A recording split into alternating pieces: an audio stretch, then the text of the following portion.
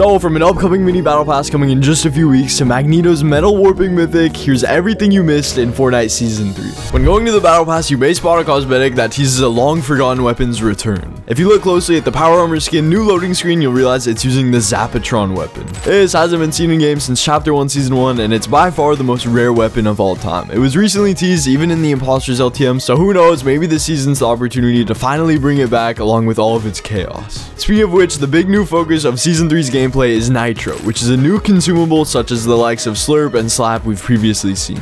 It can power both players and the new cars, and it's super OP.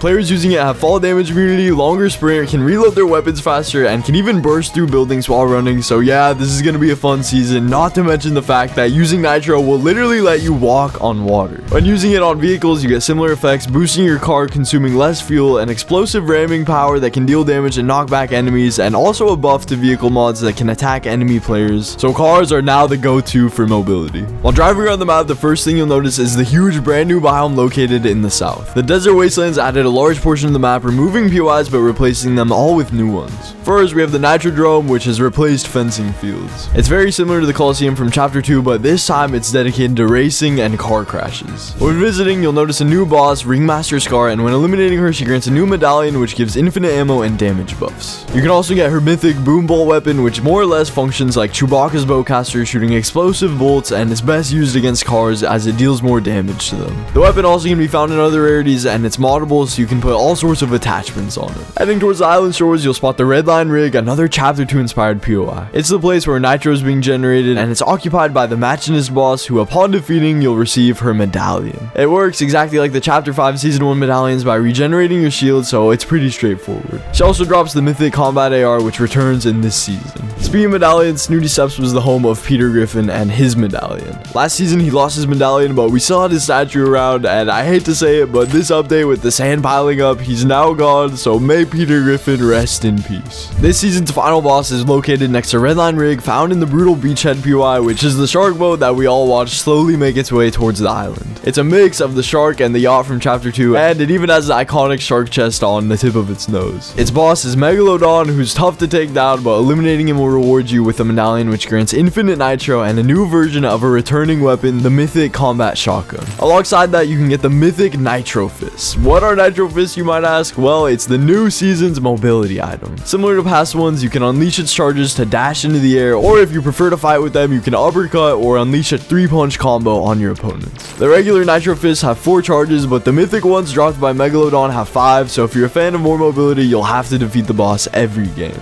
If the Nitro Fists look familiar though, it's because they were already teased all the way back in Chapter 3 Season 2 Resistance. In the beginning of the trailer, you could see a character with similar working fists, and everyone is excited to get them, but sadly they were never added. What has been added though are the new boss cars. That's right, because instead of vaults, medallions can now be used to unlock garages with a car for each of the 3 new bosses. The cars have infinite nitro too, so that's just even more of an incentive to go grab these. Another new big feature in this season are car mods. In the past, we've had the chonker tires and cow catchers, but now they've returned alongside many more. Cars can now be stronger than ever with the new attachments such as the machine gun or grenade launcher turrets that can be used by the passenger while someone else drives. Next up, there's spiked bumpers, which are similar to cow catchers except they deal more damage to players and objects upon impact. And we can't forget about the new bulletproof tires, which are very self-explanatory. Combine all these together and your car will be indestructible. Just in case your car is on the brink of destruction though, you may want to visit a new service station. If you place your car on top of one of these, it'll automatically start repairing it to get you back into the game.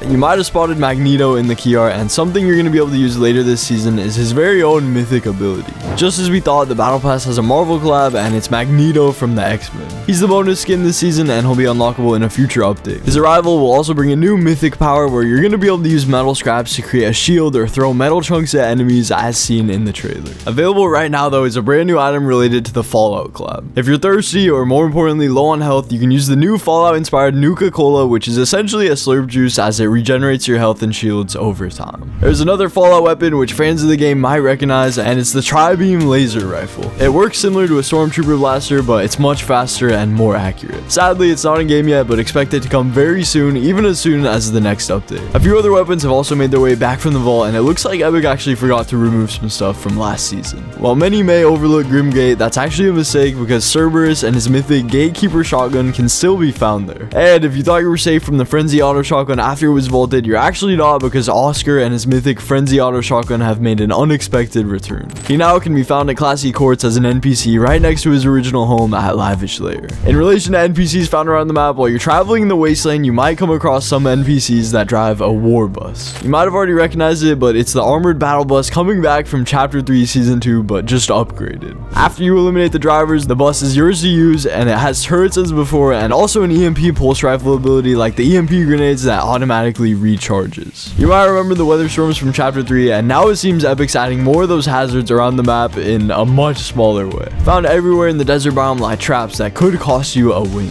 Be extra careful because you might accidentally crash upon one of the spinning blades, which deals damage upon impact, or get caught on fire in one of the small fire pits secretly placed around the island. Those aren't the only new additions on the map, as more interactable items have been added to give this season more mobility. I'm talking about the new flaming hoops that if you pass through with the car, they give you a big jump boost into the air. You might also notice some beacons that give you some extreme challenges, such as taking damage when standing still or not being able to reload for a whole match. Those are the Wastelander challenges, and if you manage to get a win by doing one, you're going to be rewarded with a free wrap. If you take damage in the desert and have no heals on you, try to search for the new kind cacti that are found around the biome. These work exactly like the slurp plants we had in Chapter 4's jungle, and they even grow back after a short while. Speaking of the desert though, later in the season we're going to be searching for hidden treasure thanks to the return of buried treasure maps as a part of the Pirates of the Caribbean mini event. It's going to have a mini battle pass which could look something like this, and it's set to happen during the middle of the season, and will feature the return of flintlock pistols as well as pirate cannons, so maybe we'll even see a pirate ship POI too. After all, the Sandy Steps Vault is set to be overtaken by pirates very soon. Season 3 is set to end on August 16th, with Season 4 dropping right after, and we may already have a first look at what it's going to be like. If you weren't convinced Season 4 was a Marvel season, now you should be, because old superpowers and items have been re-added for it. Wolverine's claws are going to be making a return, and with Deadpool and Wolverine's movie right around the corner, it's possible that we could see a new skin. Aside from that, there's a new version of the Striker Burst assault rifle being worked on, and a super launch pad, so we could see the return of traps also. Speaking of future seasons though, we have a few leaks on what Chapter 6 of Fortnite is gonna look like, and it may also tease a collab. As with every chapter, it looks like Epic will finally add the ability to prone in Battle Royale after many years. Not only that, but we even have leaked animations for a new swinging mythic that'll work similar to the Spider-Man mythic we all know and love. Additionally, there's gonna be a gym feature, and fans instantly made a connection to gyms from the Pokemon series in games, so while it's unlikely, we could finally see our first Nintendo collab. A collab that will be here very soon though is Lethal Company. A game was viral just a few months ago, so Fortnite grabbed the opportunity to collab and add one of the characters as well as a silly dance that's definitely recognizable among the fan base. And who could have expected that Ariana Grande is also going to be getting another skin, which is pretty similar to her first skin's Rift Goddess style, just recolored in pink. It's set to come with the festival song too, but sadly no third version of her beloved back bling, who's Piggy Smalls. That's everything new that you missed in Fortnite Season 3, so make sure you subscribe for our video coming soon.